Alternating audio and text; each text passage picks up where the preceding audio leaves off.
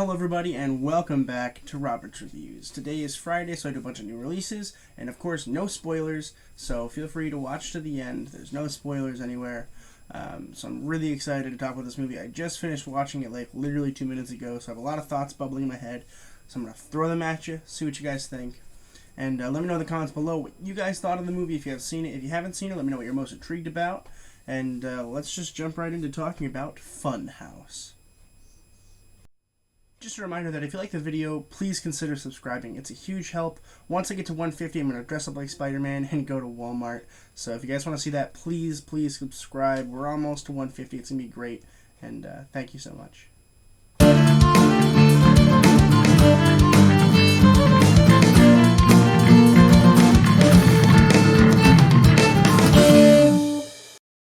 Funhouse was released in 2021 and it was written and directed by Jason William Lee. And this is technically released in 2019. I think that was just for festival. It might have been a limited release, but I'm not sure. It is credited with 2019, but it technically was released in 2021, and I go by release date, so 2021. Now, essentially Alright, if you haven't seen Saw, I apologize. I'm going to compare this to Saw a lot throughout the next, few, minutes here. It's like Saw, where there's this weird, serial killer guy, but what he's doing instead of what Jigsaw was doing is that he is putting together this live, one of those live shows that they have, reality TV. They have a reality TV show called Funhouse, and they bring basically 8 B-list celebrities, so basically celebrities that have kind of fallen off and not become popular, like today's John Travolta, okay? And taking that, okay, and then putting them all in a room, and then the audience is going to vote on who has to go through a challenge, okay? So the lowest person, the person who gets the least amount of votes has to go through a challenge. What they don't know is the challenge is just murder. They just get murdered most of the time.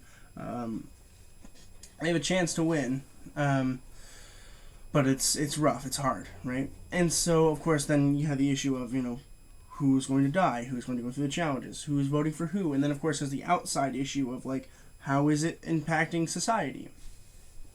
And I've heard a lot about this movie, and I've heard it's really not good, okay? And while I can see why it's not necessarily a good movie, or even close to perfect, I think it's still very entertaining, okay? I love Saw. I'm a huge Saw guy. This isn't quite Saw standards, but I can see how it can get there. So I'm going to describe the reasons why this isn't quite as good as Saw, but also how it could get there, okay?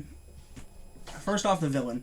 The villain in this movie is not particularly great. He has, no, moral standards. And then at the end, I'm not going to tell you because it's a spoiler, but, there's something that happens at the end, and you're you don't, I still don't fully understand why the villain had to be this guy. It's kind of weird, what his position was in the world. I thought it was kind of dumb, I'm being completely honest with you.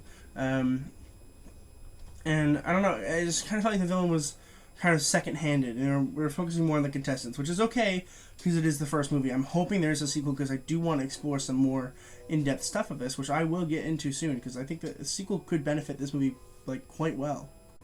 Another thing that I think that this movie could really benefit from is less. Less is more here, right? Because every Saw movie is about an hour and a half long, right? They're about an hour 36 minutes, okay? Except for the third one, which is 2 hours, which is ridiculous. This is about an hour 45, right? It feels a little too long, right?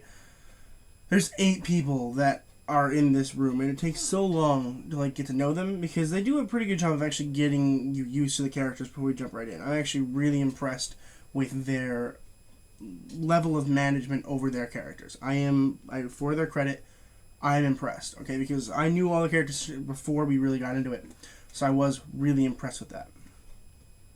But then it took so long for them to be in the funhouse and all that stuff. It took a long time to move on. It felt very dragged and slowed, and then of course rushed at some moments. I think they need to work on pacing, and maybe only have 6 competitors next time, and that way you can still have the focus on the contestants at the beginning, because I think that was really helpful.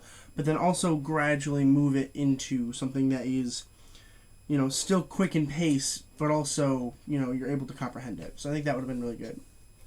The traps were kind of cool for the most part. I think they were kind of fun, and they weren't necessarily original by any stretch of the imagination, but I think they were still fun. The gore was really good. The special effects were pretty darn good.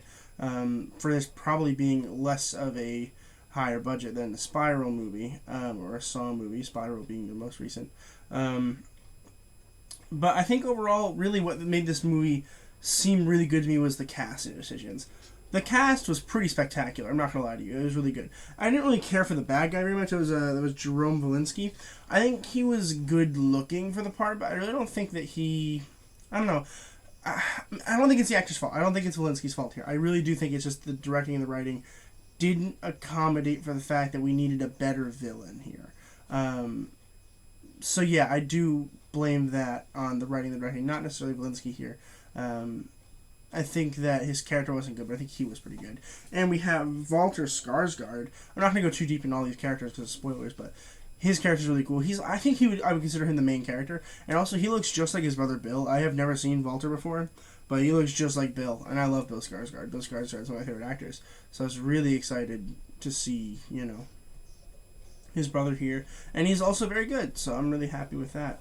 And I think it's really fun, gory. There's still a lot of issues. Like the pacing issue is a huge issue, and the fact that it's very similar to Saw. It's extremely similar to Saw.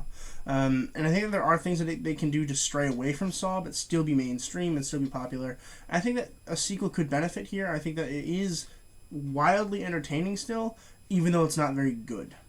And it did have some really good emotional qualities that I was impressed with, because emotional qualities are hard to find anymore, especially in a horror film. So I am impressed with that. And overall, it's definitely worth a watch. I definitely would watch it. It's worth a watch for sure. And I had fun. And horror fans are gonna love this. Are gonna eat it up.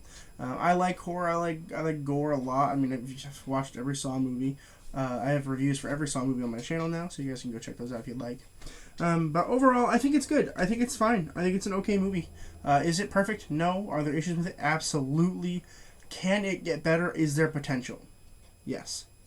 I think with the sequel and some better writing and a little bit better, management of time, I think this could really, become a franchise. And so I'm going to go ahead and give Funhouse a B-. If you guys haven't seen it yet, check it out. It is available for rent, and I believe it might be in theaters, but I'm not sure. Definitely rent it if you guys have the opportunity. It's like $8 for the HD version. And overall, it was definitely a fun watch. Again, not perfect by any stretch of the imagination, but definitely fun. Thank you guys so much for watching this video. Please consider subscribing. We're almost to 125. If we get to 125, it'd be great. We're almost there to 150. 150, I'm dressed up like Spider-Man and going to Walmart. So if you guys want to see that, subscribe, like the video, share it with your friends, and as always, keep watching movies and television, stay educated, and I'll see you guys in the next video.